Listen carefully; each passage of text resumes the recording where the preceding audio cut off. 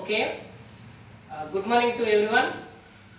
ఇవాళ మనం ఈ సమావేశాన్ని ఎందుకు ఏర్పాటు చేసుకున్నామంటే ఇవాళ దేశంలోనే ప్రప్రథమైన ఉపాధ్యాయురాలైన సావిత్రిబాయి పూలే జయంతి సందర్భంగా మన రాష్ట్ర ప్రభుత్వం మహిళా ఉపాధ్యాయ దినోత్సవంగా సెలబ్రేట్ చేసుకోవాలని చెప్పారు. కాబట్టి మహిళా ఉపాధ్యాయ దినోత్సవం ఎవరు ఈ సందర్భంగా జయంతి సందర్భంగా అంటే సావిత్రిబాయి పూలే.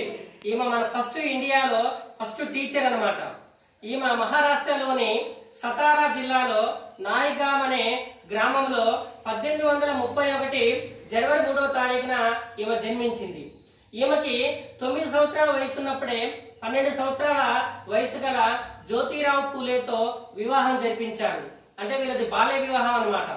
ఈమె చిన్నప్పటి నుంచి కూడా ఈమెకి విద్య అంటే మహిళలకు కూడా బాలికలకు కూడా విద్య అవసరమని ఈమె అనుకున్నది అనమాట. ఈమె చిన్నతనంలో వాళ్ళ ఊరు దగ్గర ఒక సెంటర్ దగ్గర క్రిస్టియన్స్ ఒక మీటింగ్ పెట్టుకొని అక్కడ ఈమెకు ఒక బుక్ ప్రజెంట్ చేస్తారు. ఆ బుక్ పట్టుకొని ఇంటికి వస్తే వీళ్ళ నాన్నగారు ఈ బుక్ నీకెందుకు, ఈ చదువులు నీకెందుకని ఆ బుక్ తీసి విసిరేస్తాడు. అది వాళ్ళ నాన్నకు తెలియకుండా ఆ బుక్ ని భద్రంగా ఒక పెట్టెలో దాచిపెట్టుకుంటుంది ఆమె సావిత్రిబాయి పూలే. పెట్టుకొని ఆమె వివాహం అయిన తర్వాత ఆమె 9 సంవత్సరాల వయసులోనే బాల్య వివాహం జరిగిన తర్వాత భర్తతో వెళ్ళిపోయేటప్పుడు ఆ పుస్తకాన్ని కూడా ఆమెతో పాటుగా తీసుకెళ్ళింది వాళ్ళ నాన్నగారికి తెలియకుండా. అప్పుడు వాళ్ళ భర్త అయిన జ్యోతిరావు పూలే గ్రహించి ఈమెకి చదువు పట్ల మమకారం ఉందని ఆమె చదువు చెప్పించడం జరిగిందనమాట.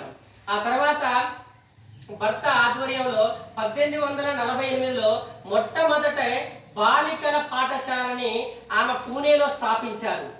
1848వ సంవత్సరంలో మొట్టమొదటి బాలికలకు పాఠశాల పూణే అనే నగరంలో ఆమె మహారాష్ట్ర రాష్ట్రంలో స్థాపించడం జరిగింది.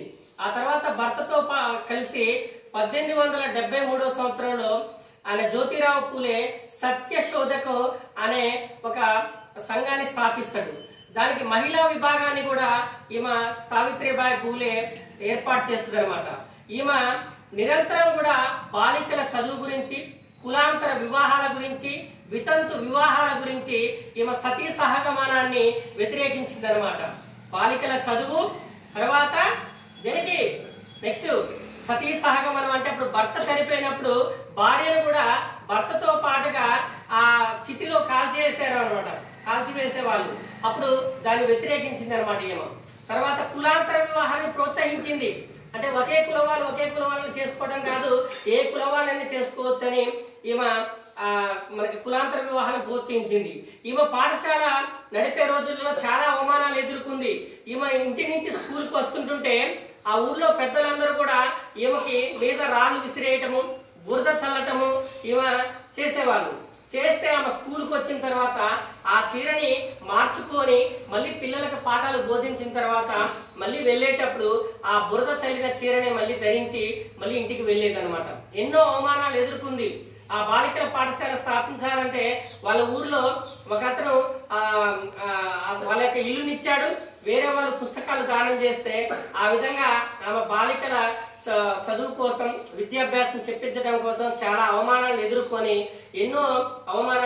ఇవాళ మన school HM madam, Nagamani madam ఇవాళ పాఠశాలలో టీచర్స్ గా ఉంటున్నారంటే ఆమె వేసిన బాటే వీళ్ళు నడుస్తున్నారనమాట. మహిళలు ఆ రోజుల్లో ఇంటి నుంచి బయటికి వెళ్ళటమే కష్టంగా ఉండేది.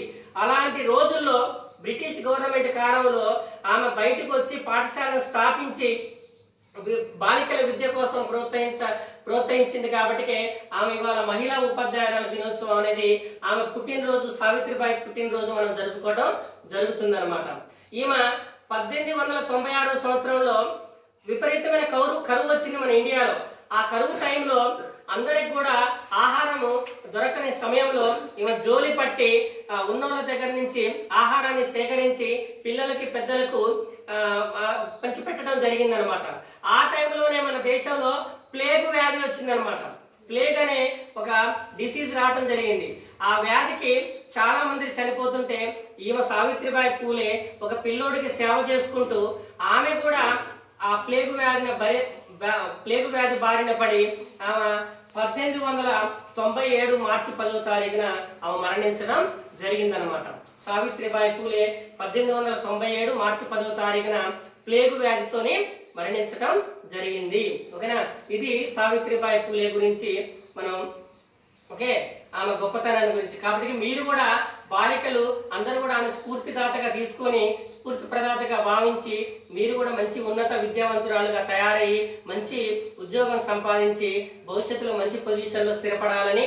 ఓకేనా, మన కళ్ళ ముందే మీకు ఆదర్శంగా కనపడుతున్నారు మన ఇష్టం madam, Vanaja madam, Nagamani madam ఇద్దరు.